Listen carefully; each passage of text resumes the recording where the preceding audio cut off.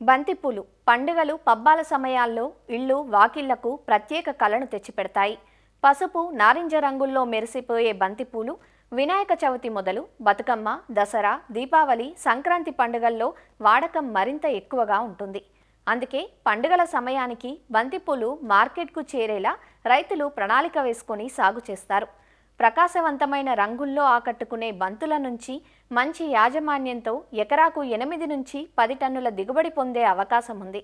అయితే బంతి సాగు హైబ్రిడ్ రకాలతో చేపడితే పెట్టుబడి ఖర్చు ఎక్కువ అవుతుంది. బంతిలో దేశవాళీ రకాలు కూడా అందుబాటులో ఉన్నాయి. హైబ్రిడ్లతో పోలిస్తే చాలా తక్కువ ఖర్చుతో దేశవాళీ రకాల సాగు చేపట్టడం ద్వారా మంచి నికరాదాయాన్ని పొందవచ్చు. అయితే ఏ రకంతో సాగు చేపట్టినా సరైన సమయానికి పించింగ్, ఎరువులు, సస్యరక్షణ యాజమాన్యం చేపడితే నాటిన 50 నుంచి 60 రోజులకు బంతి కోతలు తీసుకోవచ్చు. మరి పండుగలు మొదలయ్యే సమయానికి బంతులు విరబూయాలంటే ఎలాంటి మెలకువలు చేపట్టాలో, మొక్కల సాంద్రత, ఆదాయ వ్యయాలు ఎలా ఉంటాయో శ్రీ కొండా లక్ష్మణ్ తెలంగాణ రాష్ట్ర ఉద్యాన విశ్వవిద్యాలయం రాజేంద్రనగర్లోని పూల పరిశోధనా స్థానం శాస్త్రవేత్త డాక్టర్ ప్రణీత్ నుంచి తెలుసుకుందాం. మన తెలుగు రాష్ట్రాలలో ముఖ్యంగా రైతులు పూల పంటను ఎక్కువగా సాగు చేస్తున్నారు. దీంట్లో ముఖ్యంగా బంతి పంట అనేది చాలా ముఖ్యమైనది. ఈ పంటని మనము సంవత్సరం పొడవునా సాగు చేసుకోవచ్చు. జూలైలో బోనాల పండుగ నుంచి మొదలుకొని శ్రావణ మాసము, ఆ తర్వాత వినాయక చవితి, ఆ తర్వాత వచ్చే దసరా, బతుకమ్మ, దీపావళి, కార్తీక మాసం, ఇలా మనకు సంవత్సరం పొడవునా వివిధ రకాల పండుగలు, తర్వాత వివిధ రకాల శుభకార్యాలను దృష్టిలో ఉంచుకొని బంతికి ఎక్కువగా డిమాండ్ ఉంటుంది. దాన్ని దృష్టిలో ఉంచుకొని రైతులు కాలపట్టికను కనుక చేసుకొని సాగు చేసుకున్నట్లయితే ఎక్కువ లాభాలు ఉంటాయి. వాతావరణ పరిస్థితులతో సంబంధం లేకుండా అన్ని వేళలా మనం ఈ పంటని సాగు చేసుకోవచ్చు. ఈ బంతిని సాగు చేయడానికి 15 నుంచి 30 డిగ్రీల సెంటీగ్రేడ్ ఉష్ణోగ్రతలు చాలా అనుకూలమైనవి. ఈ పంటని శీతాకాలంలో, వేసవి కాలంలో, వర్షాకాలంలో సాగు చేసుకోవచ్చు. ఈ బంతి పంటను సాగు చేసుకోవడానికి ఎర్రగర్భ నేలలు చాలా ముఖ్యమైనవి.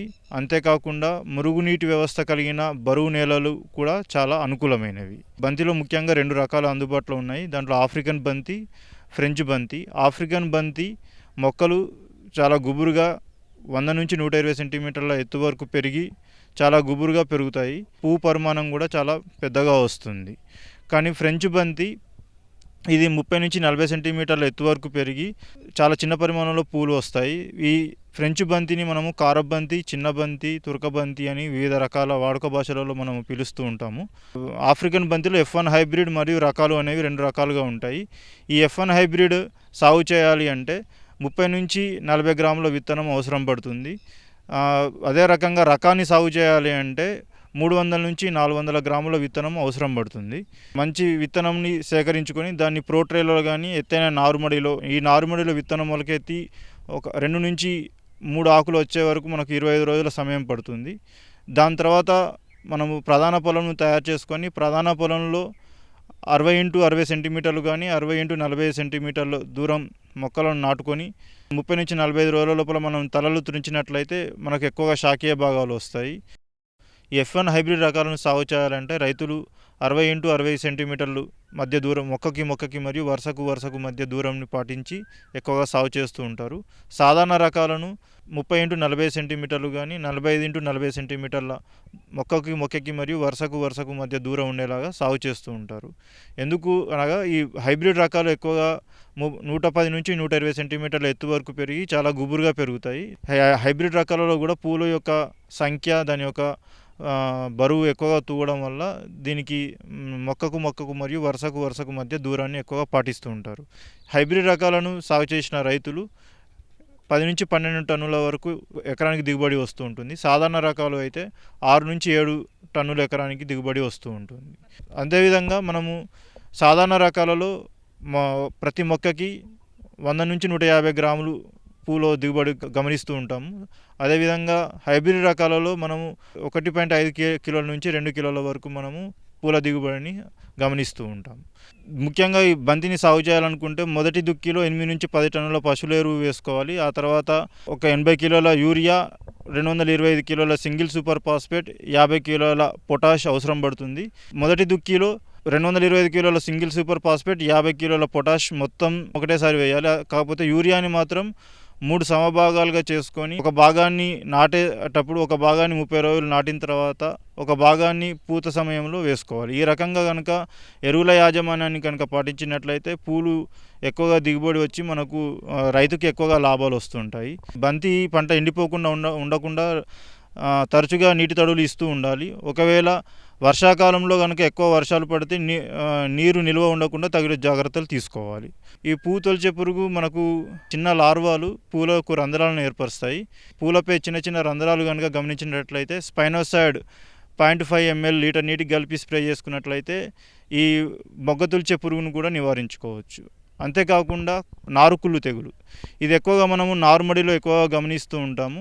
ఇది ముందుగా రాకుండా ఉండడానికి విత్తన శుద్ధి చేసుకోవాలి. క్యాప్టన్ 2 గ్రాములు కిలో విత్తనానికి కానీ, లేదంటే కార్బండిజం 3 గ్రాములు కిలో విత్తనానికి కానీ కలిపి విత్తన శుద్ధి చేసుకోవాలి. వర్షాలు ఎక్కువగా ఉన్నట్లయితే ఎత్తైన నారుమడులను తయారు చేసుకొని కూడా ఈ నారుకుళ్ళు తెగులు రాకుండా ఉండడానికి నివారించుకోవచ్చు. నారుకుళ్ళు తెగులు వచ్చినప్పుడు గుంపులుగా మొక్కలు అనేవి చనిపోతూ ఉంటాయి. దీని నివారణకు క్యాప్టన్ 2 గ్రాములు, కార్బండిజం 3 గ్రాములు లీటర్ నీటికి కలిపి డ్రెంచింగ్ చేయాలి. అంతేకాకుండా ఆకుమచ్చ తెగులు, ఇవి ఎక్కువగా ఆకులపై నల్లటి మచ్చలు ఏర్పడతాయి. దీని నివారణకు హెక్సాకొనజోల్ 1 గ్రామ్ లీటర్ నీటికి కలిపి స్ప్రే చేసుకున్నట్లయితే మనం ఆకుమచ్చ తెగులను కూడా నివారించుకోవచ్చు. ఈ బంతి పంటను ముఖ్యంగా అంతర పంటగా కూడా ఎక్కువగా సాగు చేస్తూ ఉంటాము. ఈ అంతర పంటగా సాగు చేయడం వల్ల ప్రధాన పంటకి చీడపీడల నుంచి మనము చీడపీడలు రాకుండా నివారించవచ్చు. అంతేకాకుండా రైతుకు దీనివల్ల అదనపు ఆదాయం కూడా ఎక్కువగా జరుగుతూ ఉంటుంది. మొత్తం పంట కాలము 110 నుంచి 120 రోజుల సమయం పడుతుంది. నారుమడికి 25 నుంచి 30 రోజులు పడుతుంది. అదేవిధంగా ప్రధాన పంటను నాటిన తర్వాత మనకు 90 రోజుల పంట ఉంటుంది. మనకు నాటినాక 50 రోజులకి పువ్వు అనేది రావడం గమనిస్తూ ఉంటాము. దీన్ని దృష్టిలో ఉంచుకొని పండుగలకి, శుభకార్యాలకి ఒక 60 రోజుల ముందు బంతి పంటను కనుక నాటుకున్నట్లయితే రైతుకి చాలా లాభాలు ఉంటాయి.